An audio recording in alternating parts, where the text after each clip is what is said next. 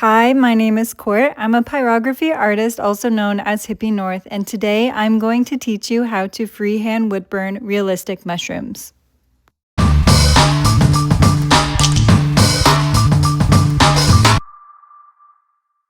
This tutorial is for anyone looking to learn and practice realism in their pyrography artwork. For this tutorial, grab a smooth sanded piece of wood. Here I have alder wood. I will be demonstrating with my razor tip wood burning system with the heavy duty cord. I will burn my outlines with the F99.004 ball stylus pen. I will burn my shading with the heavy duty spoon shader pen. I will burn textures with the F9 writing stylus pen, and I will burn line details with the F7L round ended skew standard pen.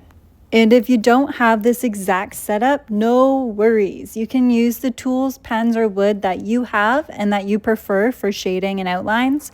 And if you're interested in my setup, you can purchase it from Razor Tip, which I have linked below.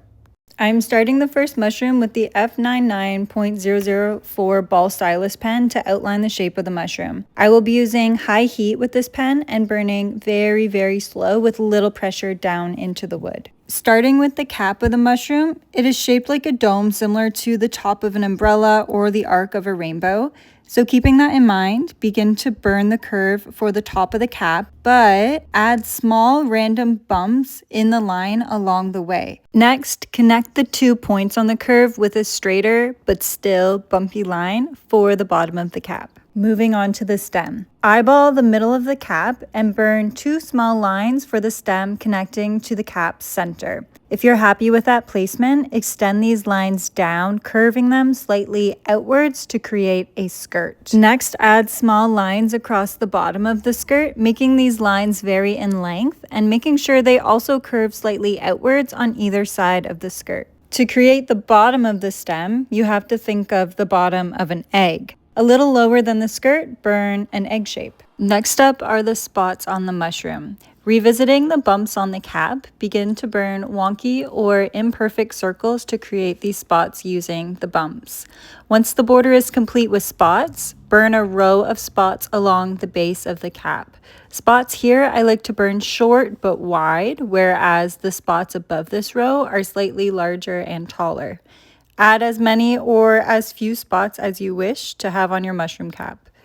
Next, head back to the skirt and turn some of those lines into little upside down points to create a spiky or frayed appearance to the skirt. Well done! The outlines are now complete. Moving on to shading, which means we get to welcome Spoon Shader to the spotlight. On this mushroom, I will create shadows on the left side with a light source hitting the mushroom on the right side here. Use the base and side edges of the spoon shader at high heat to burn black shading along the left side of the cap and carefully maneuvering around each spot. Burn the shadow about 1/3 of the way towards the middle of the cap. Then create a thin black border around the cap for more definition. Shading is where we apply depth to our mushroom art to give it a realistic and 3D appearance on the wood. On the stem, burn a shadow about 2/3 of the way across the top of the stem with a super tiny negative space between the cap's black shading and the stem's black shading. Pull the stem's black shading down the left side, stopping just above the frayed end of the skirt. Fill in the area from the top of the stem, angled down towards the left side of the skirt.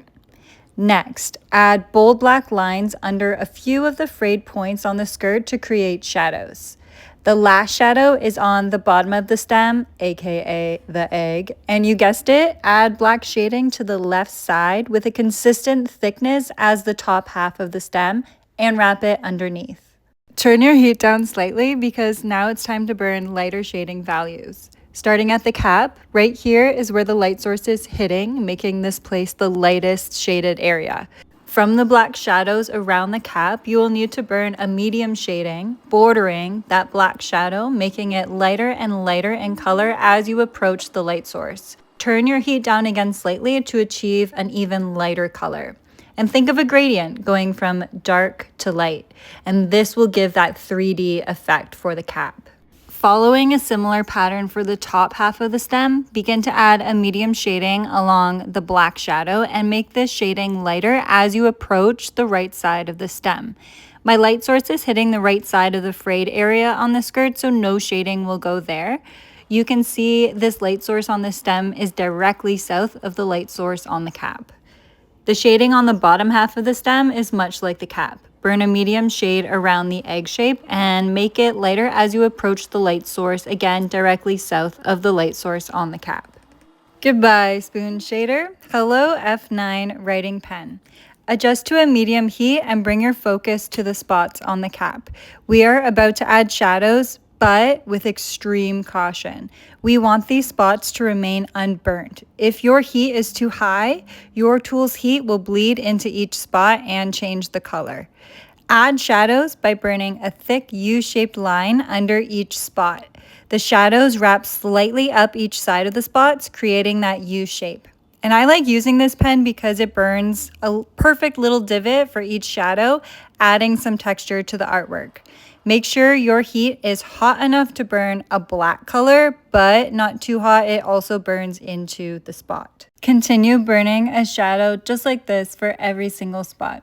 Next, turn your heat up. The stem in a real mushroom is tucked under the cap, so to achieve this dimension in wood burning, I like to burn deeply into areas that are considered farther away. So burn deeply into the top of the stem as if it were tucking under the cap, and pull that burning a little bit down the left side of the stem.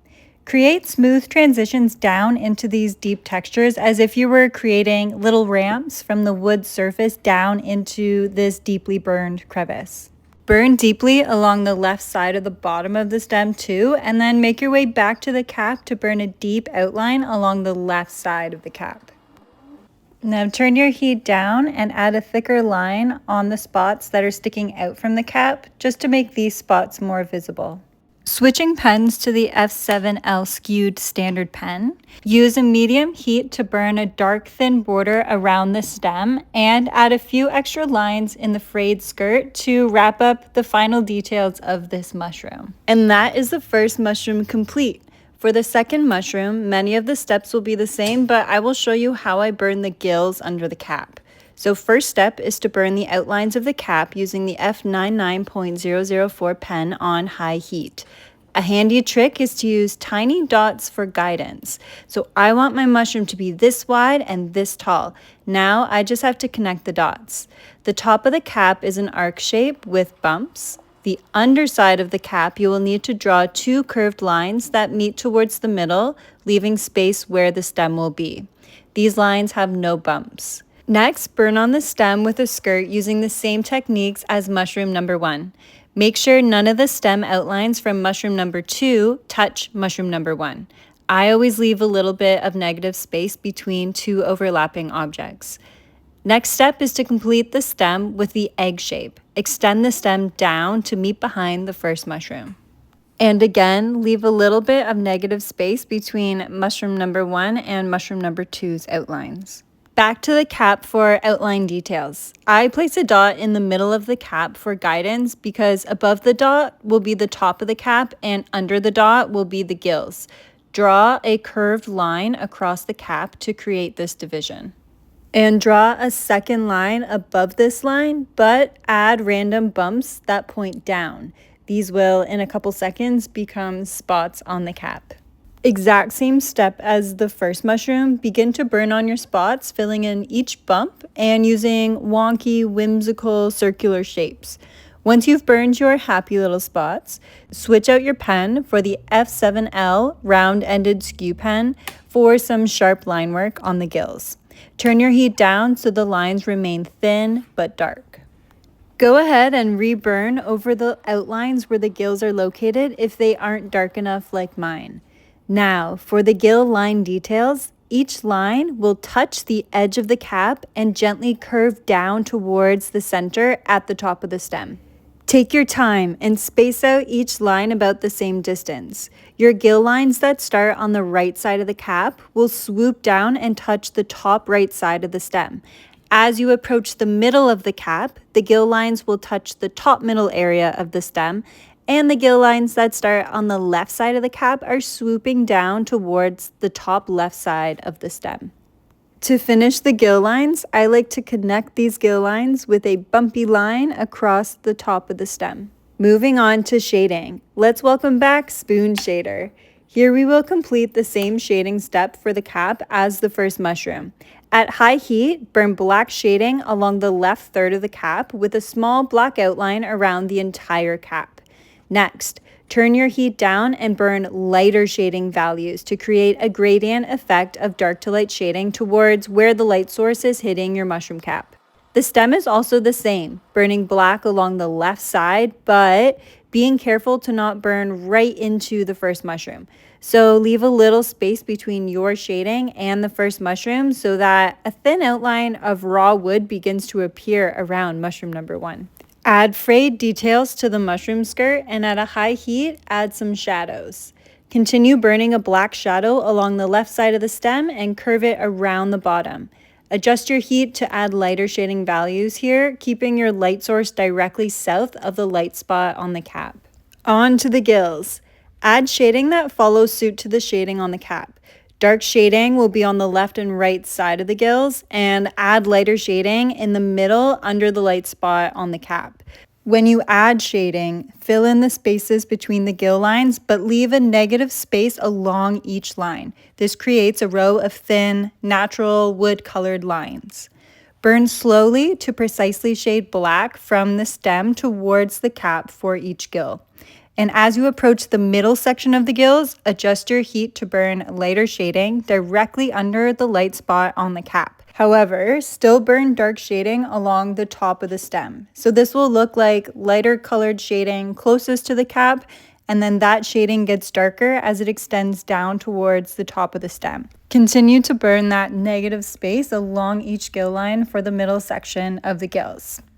Next, begin to burn darker shading for the right section of the gills, matching the value of shading that you see directly above on the cap. The shading will get darker as you move towards the right side of the mushroom. The last step with Spoon Shader is to add a shadow on the left and right side of the mushroom on the rim of the cap, and also adding a shadow on the left side of the frayed skirt, and remembering to leave a tiny outline of raw wood around mushroom number 1.